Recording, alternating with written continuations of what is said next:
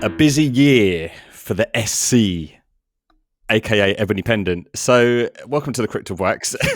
What's what you meant then? Yeah. Welcome to the Crypt of Wax. We cover the latest metal releases. However, this did come out last year, but I feel like it came out at such an endpoint that it almost kind of got overlooked by a lot of people, Mike, would you say? Yeah, I mean, also, it came out after we decided not to do any more shows for 2025, didn't it? So we didn't cover it then, but we definitely would have, wouldn't we? This is definitely a release we would have done. So it felt right to still do it, even though we're a little bit late. We've been late before, though. That Try and Will album, what was that? Yeah, and I don't 6 or 8 months late for that. Yeah, I don't think there's actually been any notable releases like this early into January either, so it feels okay to do something at the tail end of December.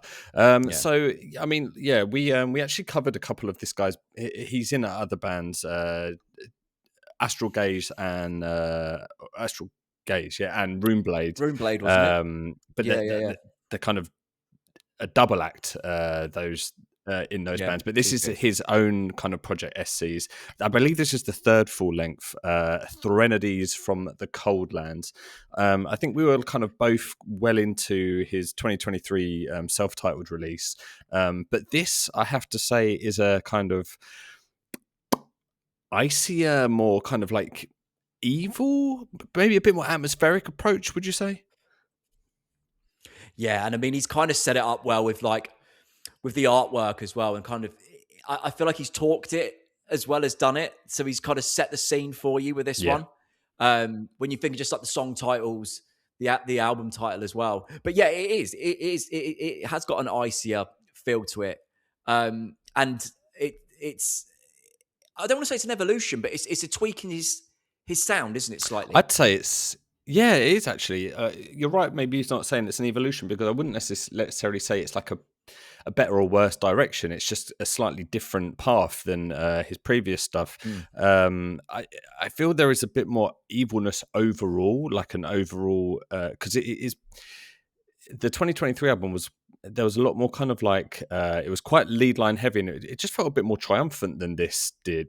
This definitely has like a icier evil undertone going on. It's very similar production wise though, weren't they, between the two? That he likes that kind of dry production, but still quite sonically clear.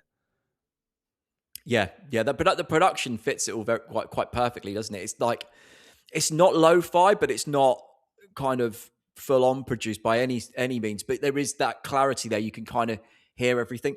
I wonder as well when I listen to him, and I could be well off the market, but I wonder whether he plugs his guitars direct into whatever he records from.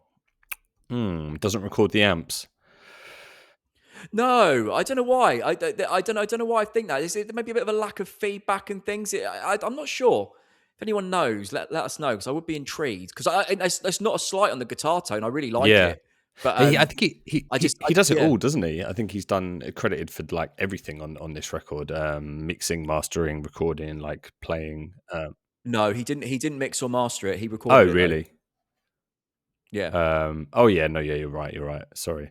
But yeah, very, very talented dude. Let's jump into the tracks then, Mike. Where are we?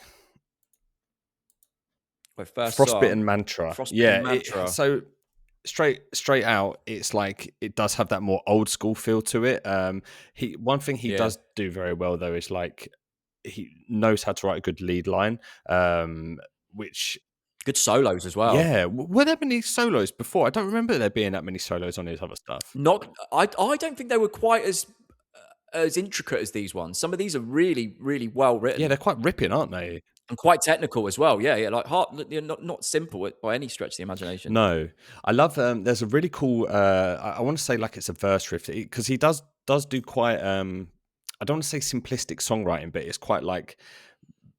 Not verse chorus, but there are like reused assets. But I want to say verse riff in Frostbitten Mantra there's like really bright open chords, but like they sound really like quite huge. But then he like injects like an evil tremolo, like single note pluck out like lead line. He does that so well. Yeah, so well. He does that so well with making it sound.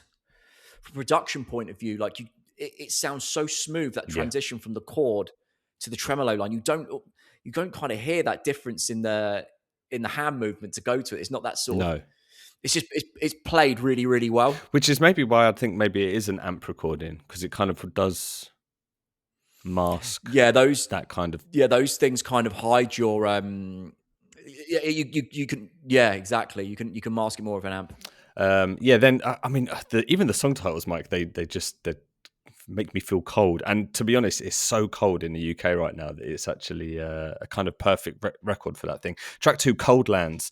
It had a very. Oh, can I just say in regards to that? So the other day when I was listening to this, we rarely get it down on the coast where I am, but we had snow, and I was driving around listening to this, and it was a good Yeah, I'll soundtrack. bet. Well, with the snow all around, yeah, it was good. Really, really suited I'll it. Yeah, bet. probably elevated my likeness for the album as Yeah, well. it's like 4D listening experience, genuinely Felt like it. Yeah, freezing yeah, as yeah. well.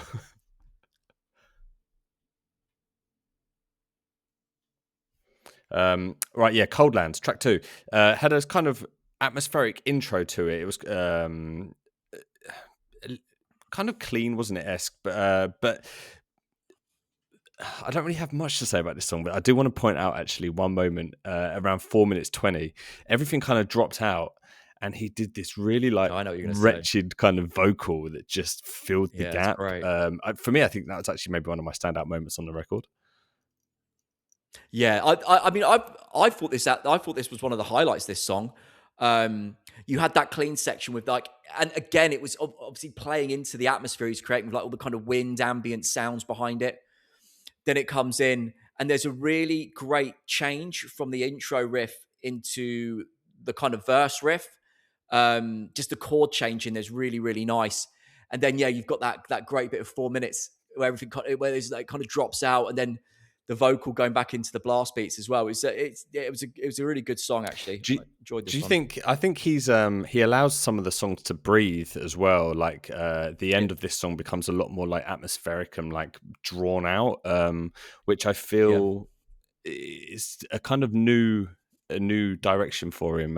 He didn't really do that previously, which I quite enjoyed because it does add to the kind of ambience of the record. Yeah, yeah, definitely. It's interesting. Well, I suppose we'll get into it in a minute.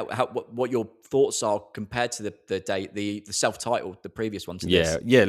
Let's revisit that at the end, because going into Library of Mazes, track 3, the intro for this was possibly biting off a little bit too hard on Metallica's One. Um, I, Oh my god, I didn't even think about it like that. I was kind of getting sort of Cure vibes in, not necessarily in the playing, but in the sound he was going for. man, listen to it again. Like you've got the kind of the main motif going underneath, which is like that dun dun dun dun, like Metallica's, Yeah, then the and then lead line some of the comes lead in, lines. I'm doesn't it? sure there Yeah, was like an even like a like cascading down that was just very reminiscent of one. I didn't yeah, mind that. It was kind of, it just felt like a little bit maybe of a tribute, but it was like an intro that went into this kind of like marching snare with like this kind of like build up of yeah, anticipation. And then this song had like influence of like old school heavy metal as well. Mike, did you pick up on that? There was kind of really cool lead lines that lent more into kind of yeah, old, like his previous record, more triumphant feeling. yeah. And also, you kind of had a bit of a punk hardcore vibe in some of the sort of beat choices and stuff in there as well. Um, this one did feel quite varied stylistically compared to the other ones. Yeah. Um, Gelid Summoning, track 4. One thing, I mean, we keep saying one thing he's really good at, one thing he's really good at. Another thing he's good at is layering melodies. There was a moment around Oh two yeah. minutes where there was just like a few different things going on, but the cohesiveness of it all was really, really well done. Was that with the pace change? The sort of pace changes at that point as well. Kind of, it still stays quite quick, but slows down And yeah, from what it was as and then well. Yeah, after that, it shifts into like an evil tone, and there's this like kind of like unhinged laugh, kind of vocal over the top. I yeah, thought, yeah. I love yeah, that, man. That I was thought that was cool. really cool. And again, another ripping solo on the end of this song, which Yeah, really I'm good. glad he didn't put one in every track. I'm glad it was just kind of a bit more sporadic. No, yeah, absolutely. And this was one that we were talking about a little bit earlier, which I really like. that he didn't do as much on this album is he does these like melodic kind of tremolo riffs under the chords, so they're not kind of necessarily front and center, but they're sitting there as a texture. But then he'll keep it going when the vocals are going as well. So you get this counter melody between what the vocals are doing and what the guitar tremolo riff is doing under the chords as well. So it feels quite textured on those parts. It's really, really good. Really good. Track 5, Mike, I thought this was a bit of an anomaly. It felt slightly different to the other tracks. It didn't have that iciness. I felt like a lot of the atmosphere was maybe lost on this song. It had the opening was like a lot more aggressive and felt, I don't want to say more metallic, but it just had a slightly different tone. I know overall. what you mean. Almost sounded like a cover in a way. Yeah, I actually, though, have to say that opening section, I really liked that. It was one of my favorite bits on the album. I liked it. No, I really liked it. I thought the riff was really cool. I actually thought this song was really good, and I really enjoyed the end. It explored like some cleaner passages, which I thought worked really well. Maybe tying back in a bit more of atmosphere then, but it just felt disjointed from the rest of the record. Was my only criticism of this album. Yeah, I know what you mean. I didn't really feel it felt too disjointed from the rest, but I felt like maybe this was one of those songs where I thought the opening parts of it were really, really good. I love the way the blasts come in. They come in sort of almost midway through, don't they? You expect it to come in at the beginning, but they then delay coming in to go on the toms first. I really like that bit. And as you said, like all the clean sections at the end, I thought were really cool as well. Maybe the middle bit wasn't just as quite as memorable as the rest of it, but it was still. I still thought it was a really good closer. Yeah. And I in general, I thought this was a great album, man. Really enjoyed it. I really like. I don't want to sound like a big fan because he's done a lot of releases that I haven't heard. Yeah.